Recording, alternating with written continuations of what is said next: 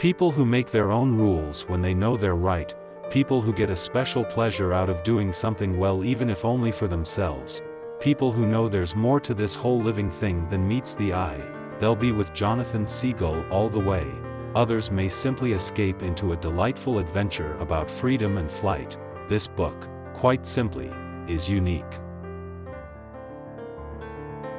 Jonathan Livingston's Seagull by Richard Bach is a fable about a seagull who is not content with the mundane existence of most of his flock and sets out to learn how to fly.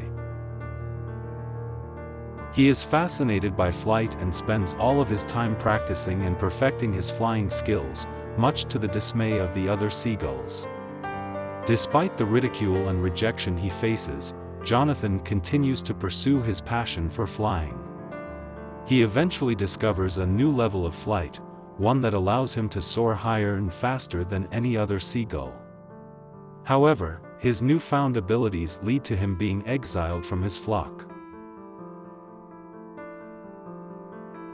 This book is about self-discovery and the pursuit of personal growth. Through his journey, he learns important lessons about individuality, freedom, and the true meaning of success.